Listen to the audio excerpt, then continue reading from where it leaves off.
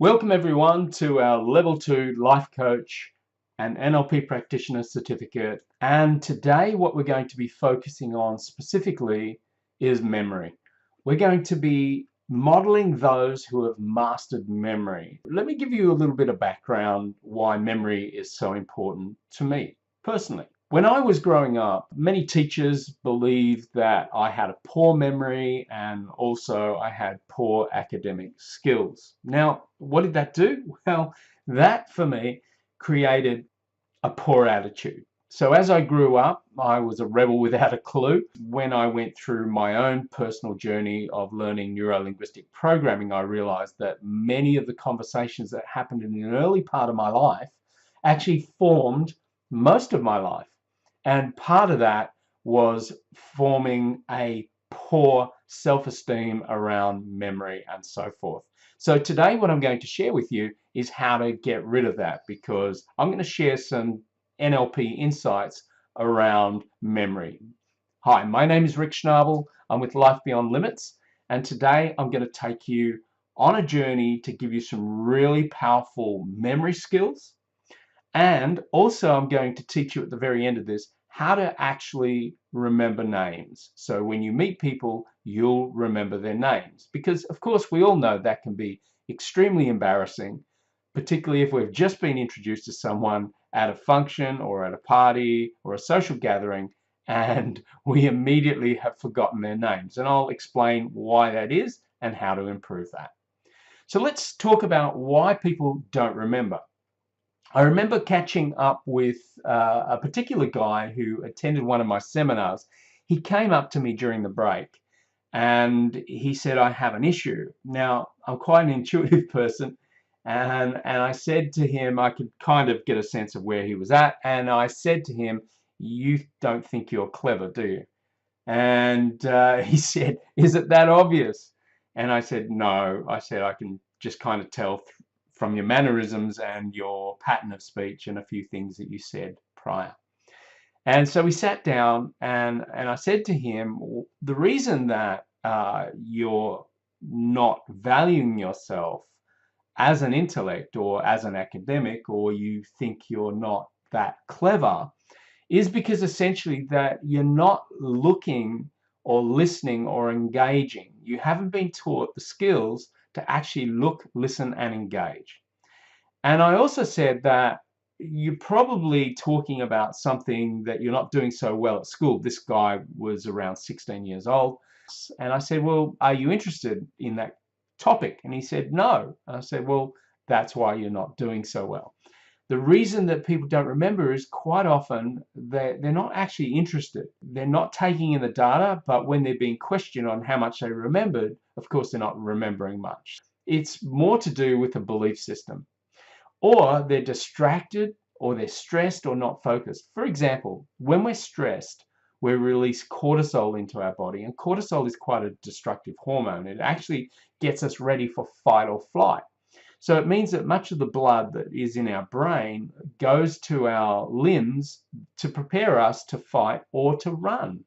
Therefore, it's very difficult to actually remember things when you've got a lot of cortisol running through your body or you are highly stressed.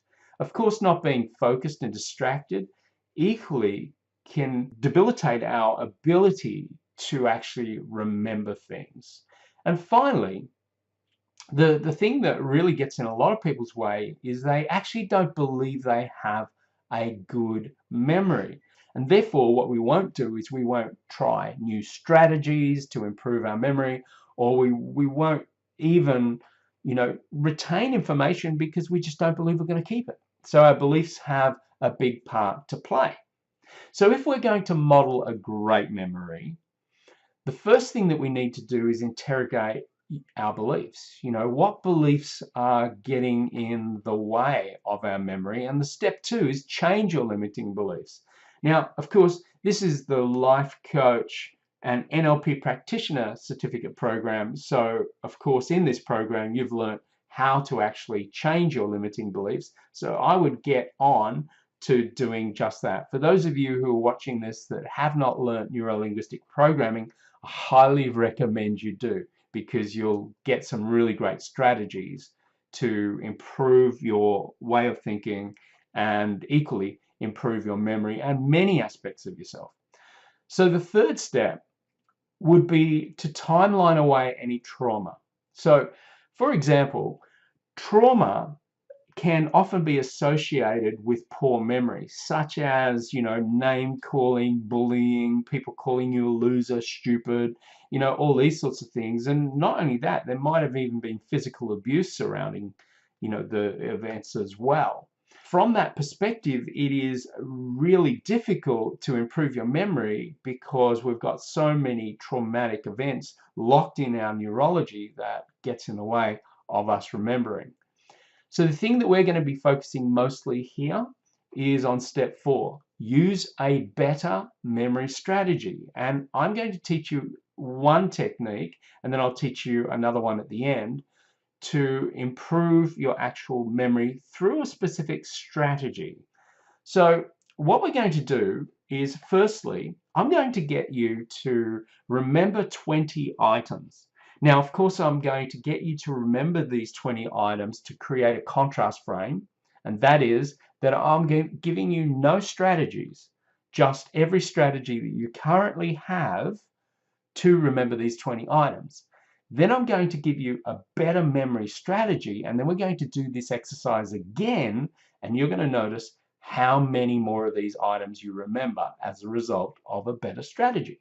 What I'm going to do is I'm going to say words relatively quickly, and then I'm going to get you to pause this video and see how many of the words that you can write down on a piece of paper. So please do not write these down on a piece of paper yet, because that would be cheating. And the only person you'd be cheating is yourself. So please don't do that. All you need is a pen and a piece of paper, and get ready to do this without a strategy. So here we go. Number 1 is rhino.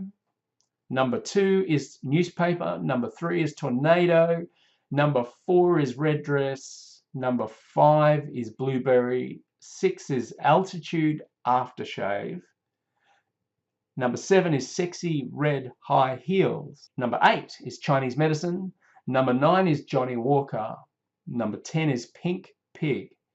Number 11 is raincoat. Number 12 is cigarette. Number 13 is pram. Number 14 is computer. Number 15 is polar bear. 16 is stainless steel pot. 17 is red wine. 18 is goldfish. 19 is TV. 20 is Juliet balcony. So they're the 20 words. So you can take as much time as you like. What I'd like you to do now is stop the video and write down as many as you can remember. So go ahead and do that now. Okay, I'm guessing you have done that exercise. If you haven't, please stop the video now and do the exercise, and let's get into the next part of this. So now what I'm going to do is go through these 20 items again and tick whichever one you got right, and they must be in order. Rhino, newspaper, tornado, red dress, blueberry, altitude aftershave, sexy red high heels, Chinese medicine, Johnny Walker, pink pig, raincoat, cigarette, pram, computer, polar bear, stainless steel pot, red wine, goldfish, TV, and Juliet balcony.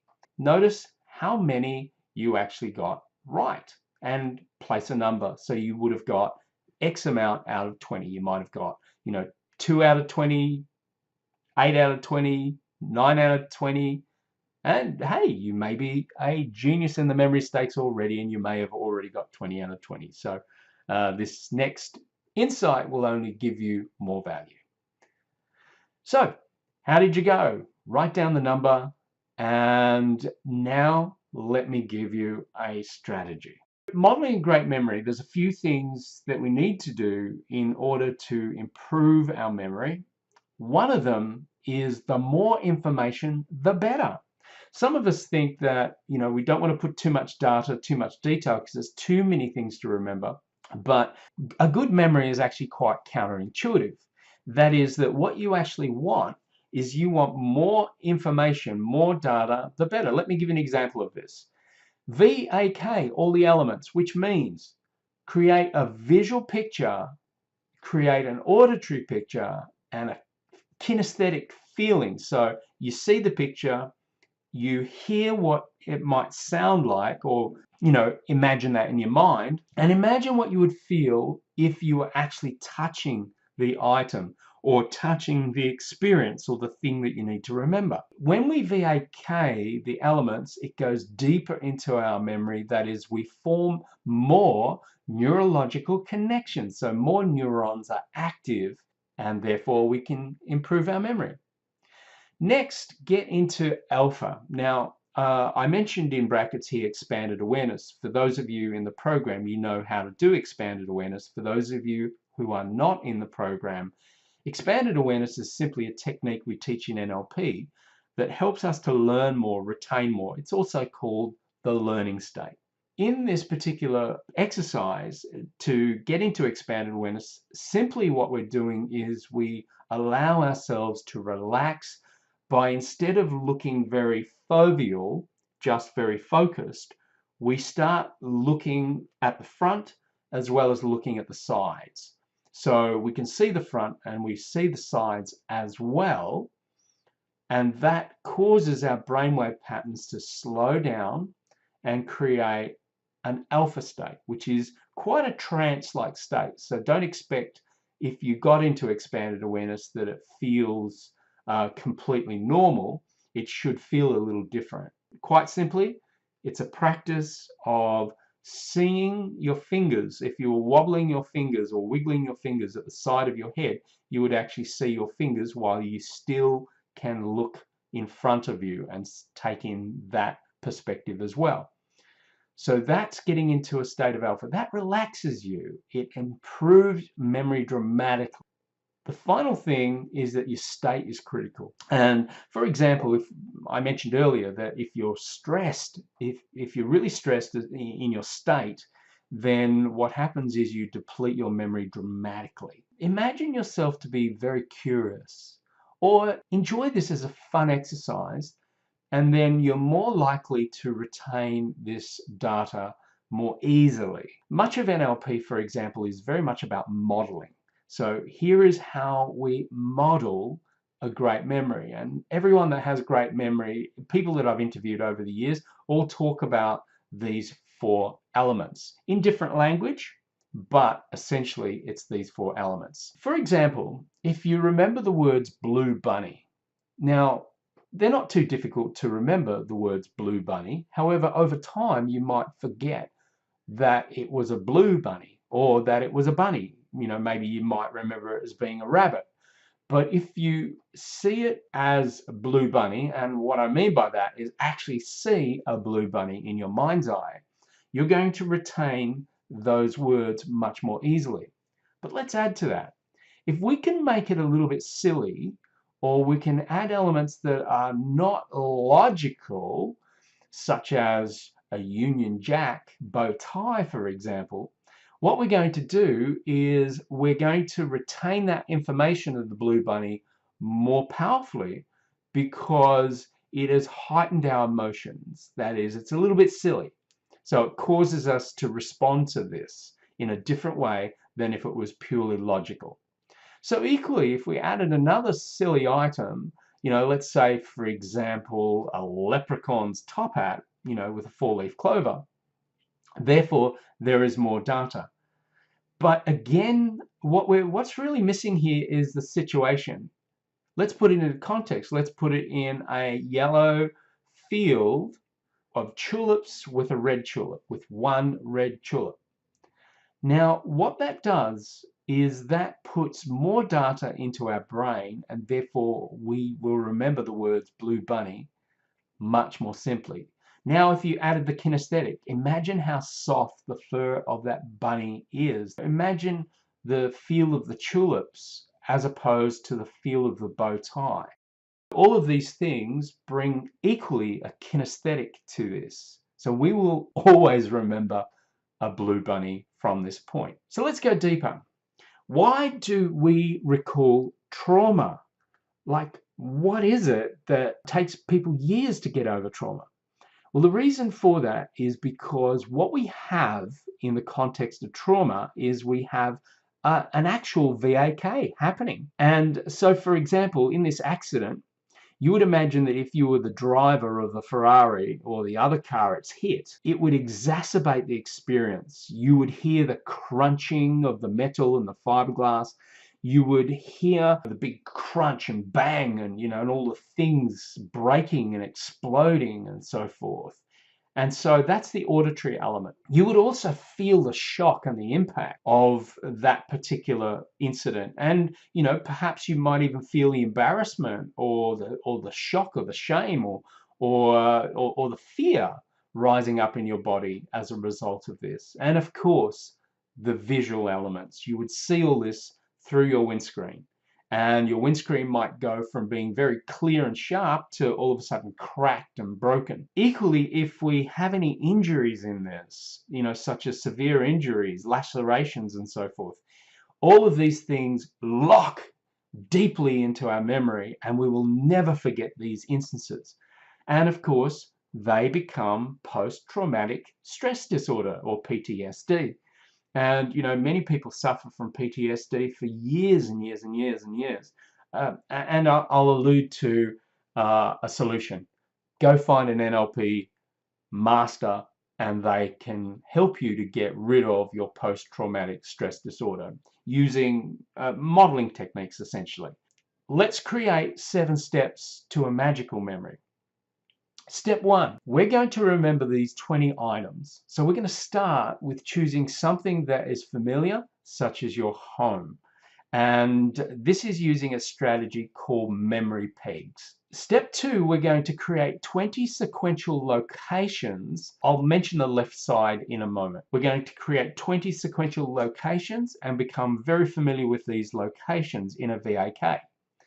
Then step 3, we're going to write down all of the 20 locations on a piece of paper. And then finally, we're going to close our eyes, recall each place as if we're walking through these locations, and we will intimately know 20 locations. Step 5, we're going to run through them and count them all on our fingers. So we're going to count one hand 4 times, for example, and count all of them on our fingers to make sure we've got all 20 as we run through them in our imagination.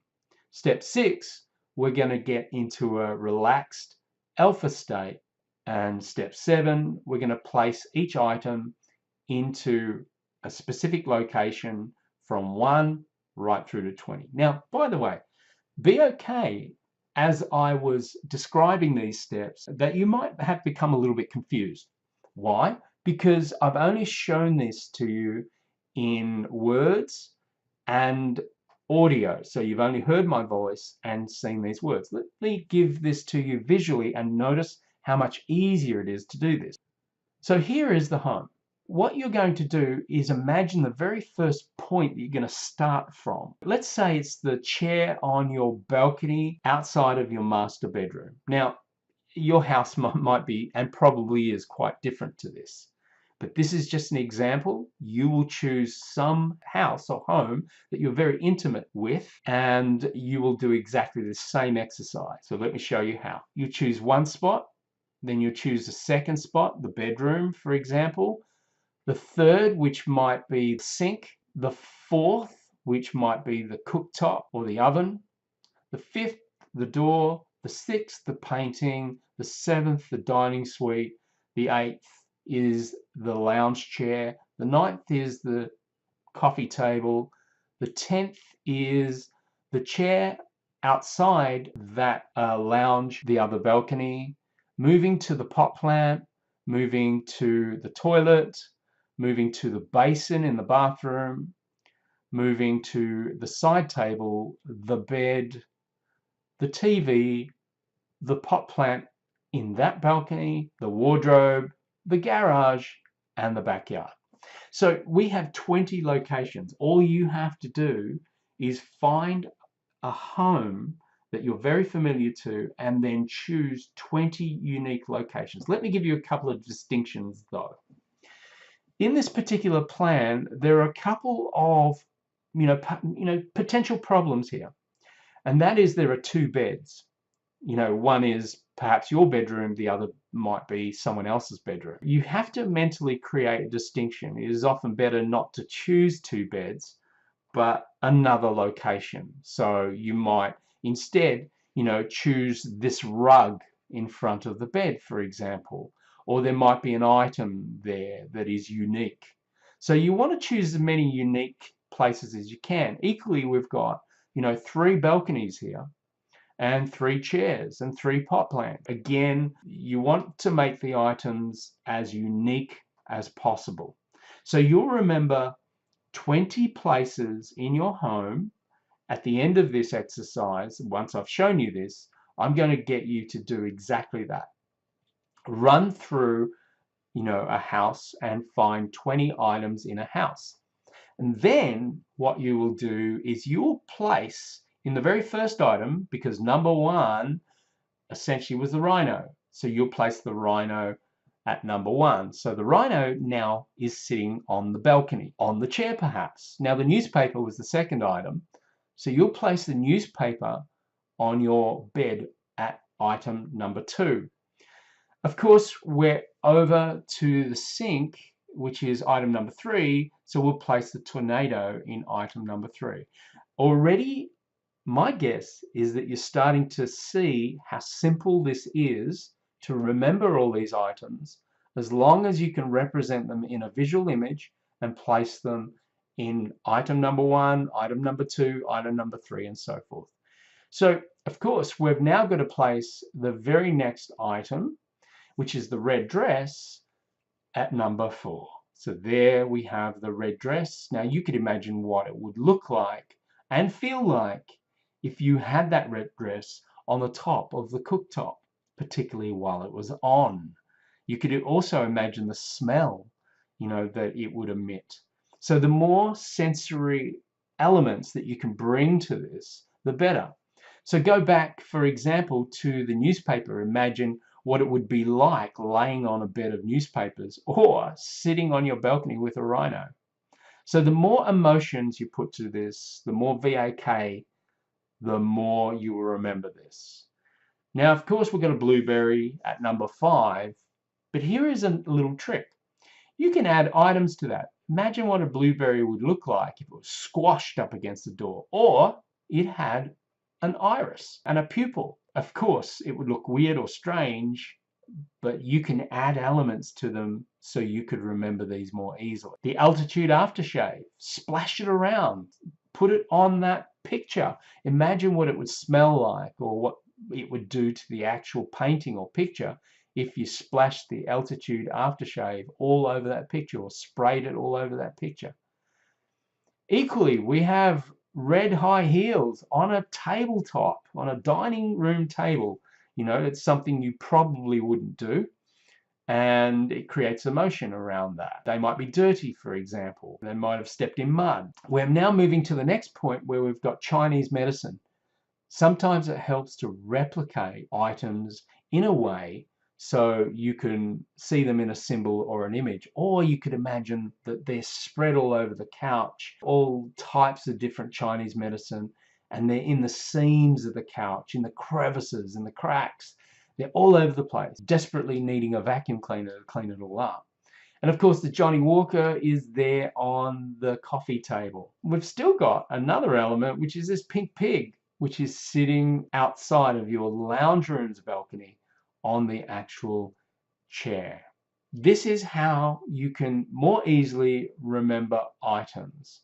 So what I'm going to get you to do now is stop this video and run through mentally in your mind a house or a home that you are very familiar with, and go ahead and write down 20 places. As you might start from the letterbox, then going off to the garage, and then you might have a door going from your garage to the house. Then you enter into your kitchen. You might see your stove, your sink, your dinner table. It helps to keep this in sequence. Now I want to relate to that little comment about it's like choosing your left-hand side. So imagine that you are rubbing your left or your right shoulder along the walls so that every item that you choose in your house is sequential. You don't want to dart from one end of the house to the other. Put it in sequence, and this is a real key to remembering these 20 items in order. So if you run your right shoulder or your left shoulder along the walls leading from the letterbox right through the front door or the garage, just simply keep moving one way, and then that way you'll keep them all sequential. So I want you to do that right now. So stop this video and go ahead and remember 20 places in your home. And then once you've got them down, write them down on a piece of paper, 1 to 20. And then the next part is close your eyes and aim to remember the list, counting them on your fingers to make sure you get all 20. And then keep running through until you can do this list easily and effortlessly, and you remember every single one before I give you these next 20 items. So go ahead and do that right now and write them down on a piece of paper, 1 to 20, then store them in your head and go through your imagination, remembering 1 right through to 20. So go ahead and do that now and turn off this video and then prepare to amaze yourself.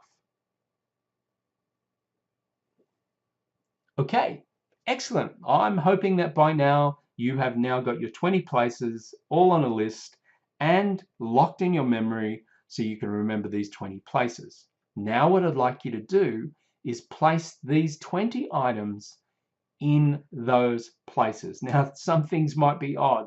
You know, the pink pig, for example, might end up in your toilet, or or the rhino might be in your shower or letterbox. So the more humor, the more weirdness, the more crazy things you do with this, the easier it will be to remember them. Are you ready? Okay, here we go. Rhino is at the very first place, wherever that place is in your house. Newspaper is at the next point. Ruffle them up or roll up the newspaper and bang it on the walls. Create some auditory around this. Create some kinesthetic around this too, and certainly create some visual around it. So now tornado. What happens when the tornado enters into that third area in your home? The red dress, is it hanging on a hanger? Is it draped in a particular way, or is it scrunched up? How is the red dress in that fourth area? Now the blueberry. Perhaps give the blueberry eyes. Give the blueberry a mouth. Perhaps it's blowing kisses at you. So just imagine a blueberry with personality in that next area, which is area 5. Area 6, altitude aftershave. So just spill it. Go ahead or smash the bottle or just do something to it that makes you remember the altitude aftershave in that 6th spot. Then sexy red high heels. Are they together? Have they got thin little straps? Are they really glossy and shiny, or are they scuffed? Are they set neatly in that area? Is one falling over? Or think about who perhaps wears those sexy red high heels. That is now in the 7th area. In the 8th area, Chinese medicine. So maybe it's a Chinese man holding the Chinese medicine, or maybe there's Chinese medicine strewn everywhere, or they're in little petri dishes or mixing bowls, or however they are, perhaps in containers. So however you want to create the most emotion around Chinese medicine, so you remember that Chinese medicine is in your 8th area. Johnny Walker. Go ahead, it's either Johnny Walker himself or spill the Johnny Walker. Go ahead, empty it. Empty it all over the place and just imagine what it would smell like, what it would look like when you spill it all over the place in that 9th area. In the 10th area, there's the pink pig. So imagine what the pink pig would be doing in that particular area. And put a tutu on the pink pig, or put a crown on the pink pig, or give it an eye patch. A raincoat. Is it a yellow raincoat, blue raincoat, Red raincoat. What color is the raincoat? You know, what does it feel like? What does it sound like when it scrunches? Put that raincoat in that area. Create as much emotion as you possibly could. You know, maybe spray the raincoat like it's, you know, fulfilling its purpose. Cigarette. Is it a short cigarette, long cigarette? Is a cigarette stub? Is a cigarette lit? And what does it smell like? Put that cigarette in that particular area. Perhaps stub it out in that space, in that area. If it happens to be on your couch, whoops. The pram. Is it an old-fashioned pram? Is it a stroller? Is it a modern pram? Is it black in color? Is it red? Is it green? Is it yellow? Is it blue? What color is the pram? Put as much detail in the pram as you possibly can, and perhaps slam it into that area so it leaves indentations in the wall, perhaps. The computer. See your computer in that next space. Imagine what would happen if the computer was there. If it's in your shower, uh-oh. So place it somewhere and turn it on. Does it short out? Does it give someone a shock? Polar bear. Imagine what it would be like having a white polar bear in that part of your home. What would it do in that area? Have it interact with the area itself. And that puts a lot of detail of the white polar bear in that 15th area. Stainless steel pot. Imagine what a stainless steel pot would look like in that area. Fill it with something. Put a casserole in it, or, you know, put a soup into it. Or perhaps your favorite meal in that stainless steel pot. Or perhaps it's the meal that you most least desire. Red wine. In area 17, go ahead and put your favorite bottle of red in that particular area. Maybe open the cork or open the top and spill it in that area. Goldfish. Imagine what a goldfish would be doing in that area. See it out of a fish tank, flopping, flapping around, and think to yourself, that goldfish needs to get into water ASAP. But see the goldfish flapping around in that part of your home. A TV. See a TV. Is it a big, massive TV, or is it a tiny, old-fashioned TV? What sort of TV is it? Is it in a wooden box, or is it a flat screen type TV mounted on a wall, or is it sitting on top of the shower, for example? Where is it? Where is that TV, and should it be there? And finally, the Romeo and Juliet balcony. So imagine a Juliet balcony now in that final spot. Now, it might not look like it's architecturally perfect. However, that's perfect, because the more crazy these things are, the better. So now it's time to just lock all these things into your memory. And I hope that you are equally in expanded awareness as you were doing that.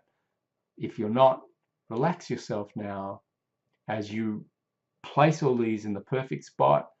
Now, I want you to remember as many as you can. So stop this video and go ahead and write them down again. So on a new piece of paper, write down the 20 items and go ahead and do that now.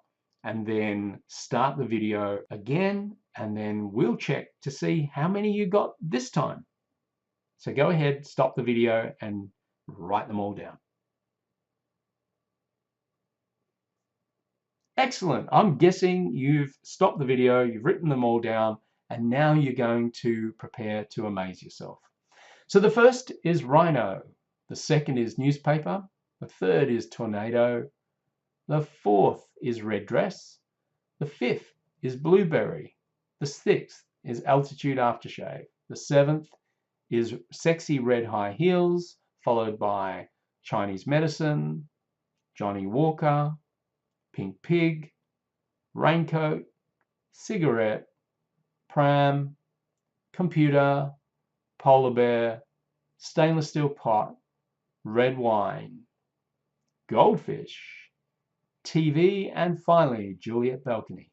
So they are your 20 items. Now my guess is that you have improved from the first time you did this. using memory pegs, the strategy that I just taught you. And if you have, fantastic, awesome. If you haven't, if there are some that you didn't get for whatever reason, I'll give you a likely reason. It is because the area that you created in your home, you didn't lock it into your memory deeply enough. You didn't put enough VAK to it, or you skipped over it too quickly and didn't pay enough attention to it. So all you have to do is go back to those areas and make sure that you clearly remember those areas. Get intimate with those areas. Imagine what it would feel like. Is it cold? Is it warm? Is it hot? What does it feel like if you rubbed your fingers along them? You know, what is the texture of the area? What color is the area? What does it feel like to sit in the area? What does it sound like when you do? And the more VAK you put into this, the more easily you will remember this. So now you have a strategy to improve your memory. Here is how you can apply it. Next time you get a shopping list, here is what I do. I no longer write shopping lists. Instead, what I do is I place the items, like if I had to get butter, for example, I would place that item in my first memory peg, the very first point. Now, the second point is the bed.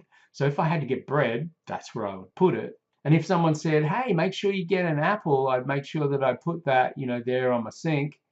And then if someone said, you need to get some oranges as well, I'll put that on the stove. And if someone said, hey, we do need some blueberries, I would put the blueberry on the door.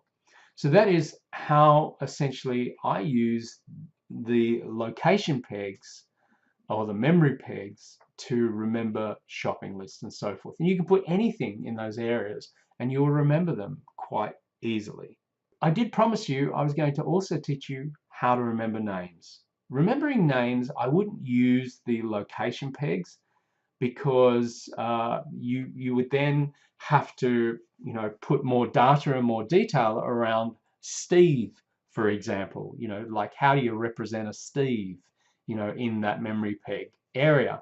I guess you could put Steve there, but it doesn't really help with remembering actual names.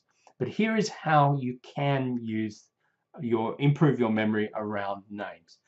The first thing is shake hands and lock eyes. Now, here are some insights around touch. One of the things that's really key and really important is the people you touch and the people who touch you. You are more likely to remember them. In fact, not only that, shaking a person's hand increases your level of trust by 25 to 30%.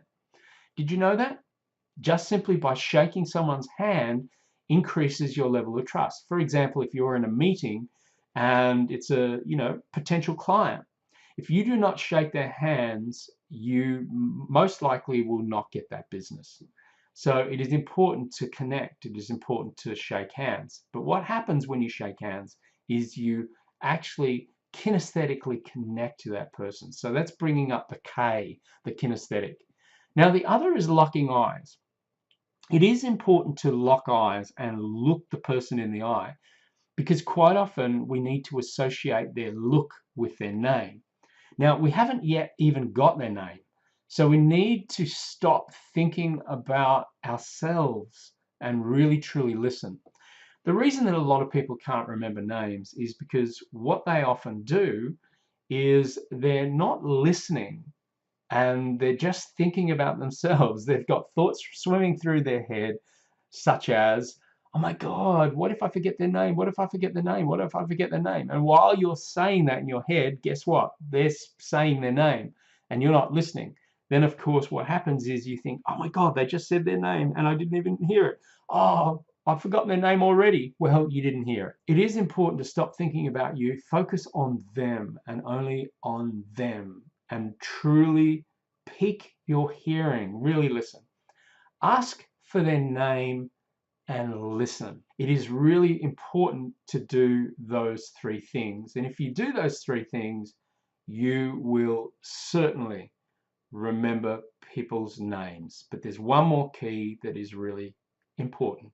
And that is repeat their name 3 times. The moment you meet someone, let's say Steve, for example, we meet our friend Steve and we shake Steve's hand And the next thing we need to do is say, so, Steve, what brought you to this function? And Steve answers. And then you repeat his name again by saying, so who did you come here with, Steve? He will then say that he came on his own or he came with a friend. So Steve, what connects you two? So you've repeated Steve's name 3 times. It is really, really important to do that. Do it out loud is better than doing it in your head, because when it passes your lips, it goes into your memory more deeply. That's why it is important to say it out loud, because there's a kinesthetic associated with that, because you have to move your jaw and your lips and often your head when you are speaking. And some people will actually move their hands as well. It brings up your kinesthetic and therefore it locks it into your memory. So memory is not just about all the words that you put in your head. It's also the words that you feel in your body. It's also the words that you hear out loud. So they are 4 things that will help you to remember names. So go ahead and practice that. Because at the end of the day, everything is about strategy. Much of NLP is really about modeling. It's modeling excellence. The final thing here in remembering is find out as much as you can about the person that you're engaging with.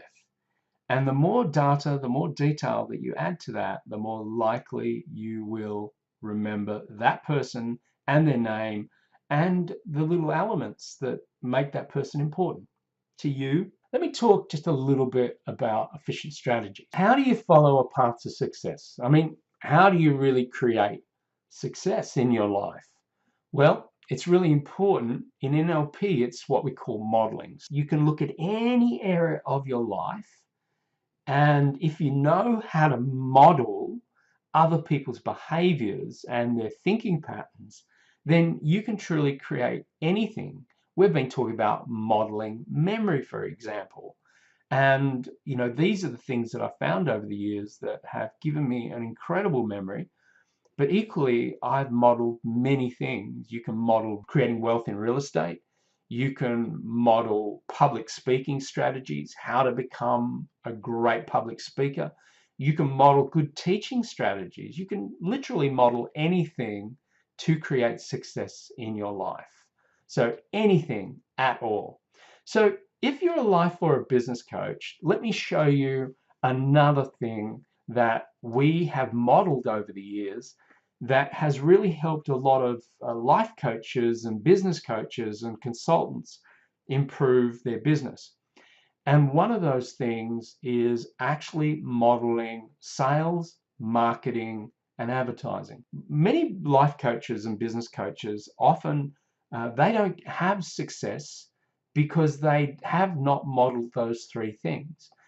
They've certainly got the skills to be a good life coach or be a good business coach, but they don't know how to actually get clients. So let me show you, if you're interested, if you're a life coach or business coach, or you're a consultant and you want to learn how to actually model success by modeling how to get clients, then I'll add a little bit of a bonus to you.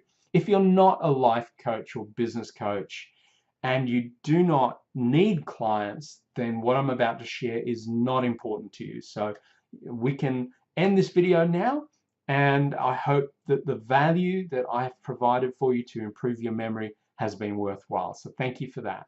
But if you're a life or business coach or you need more clients, here is some ways that you can model how to actually gain success. If you want strategies to get clients, this comes from our business of life coaching. So this is a program that we've created. It's a complete online program. Anyone can do this anywhere. And it teaches you how to actually get clients and create freedom in your life. Basically, what you do in this program is what we teach you is how to learn how to price and position. That is really, really key in the context of life and business coaching. Because if you don't price yourself or position yourself well, you just make it very, very hard for people to take you up on your offerings.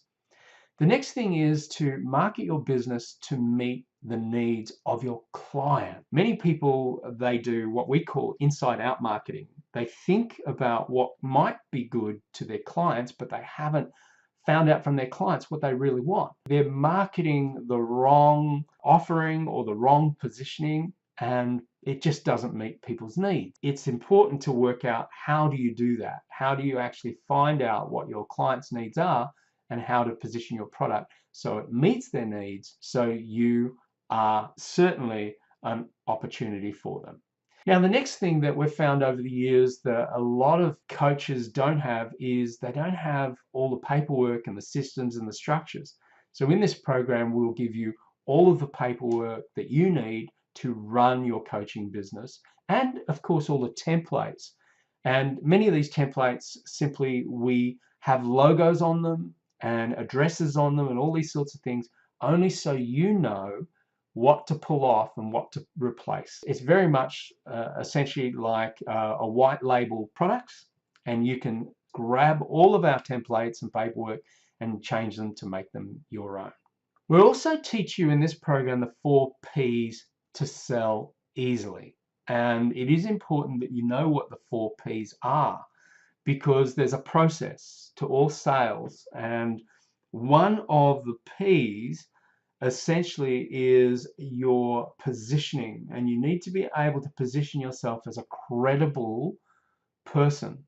And when you position yourself as a credible person, then a person is more likely to buy your products. But a lot of people leave that credibility out of their sales process, and therefore, you know, they're talking about their goods and their services and how great they are, but they haven't ticked the credibility box yet. And so therefore they don't know why people are saying no to you. And the reason is because they've left that positioning P out of their sales pitch. And we'll show you how to do that. We'll also show you a personal sales funnel that gets 99% results. That is, it's quite rare that it doesn't work. It's a proven formula that creates a funnel that I have used personally as a coach to create a 6-figure and actually a 7-figure coaching enterprise. This will show you exactly how to do that step by step. So we take you through this and show you how to essentially build a sales funnel that you can send your leads through. And once they come through, they come to a web form. And when they complete that web form, be 99% assured that they are going to take you on as a coach.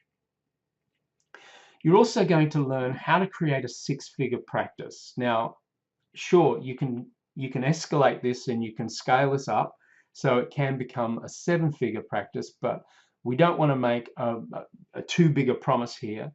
And what we want to be able to show you how to do is create a 6-figure practice first, and of course further down the track you can scale that up to a 7-figure practice. Also, you're going to learn what I call the expertise pattern, and my trainer taught me this many years ago, and it's a step-by-step system that you follow to become an expert in a very short space of time. It also helps you to fulfill the 4 Ps to sell easily, and that is, your credibility is very, very easy to sell because you're positioned as an expert. And I'll show you specifically how to do that step by step.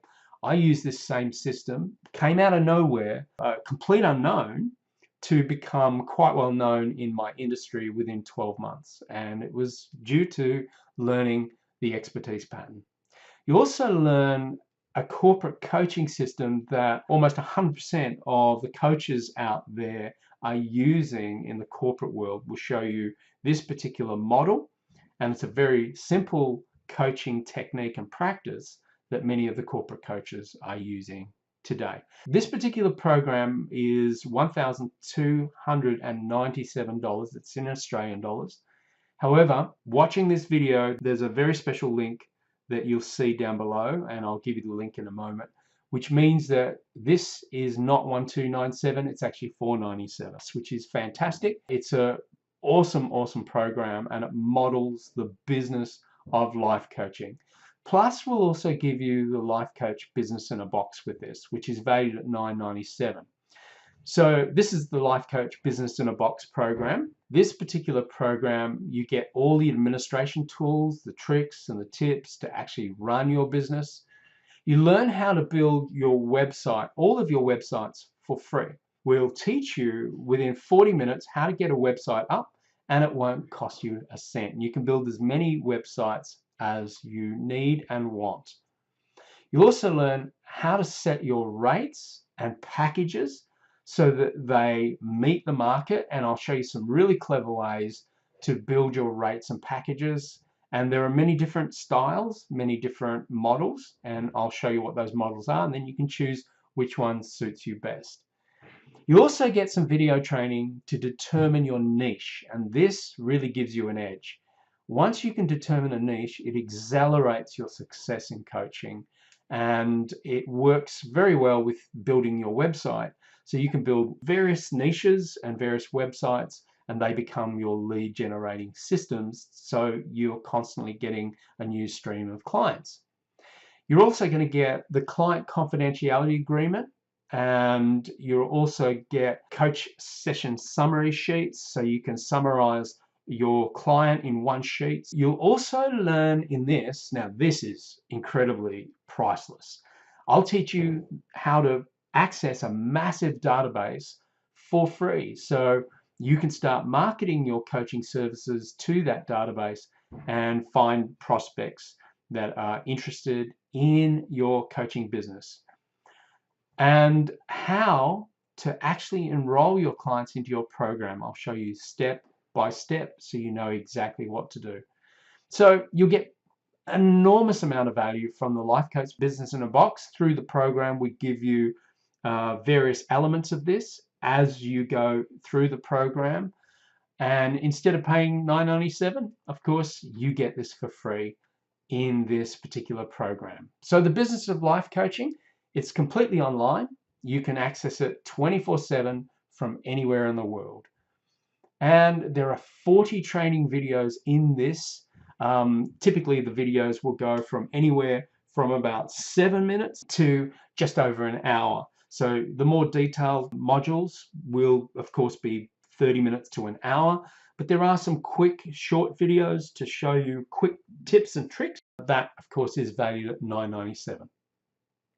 So instead of paying the $12.97, you'll only pay the $4.97. So that's $2,294 of value for just $497. It's about a quarter of the price.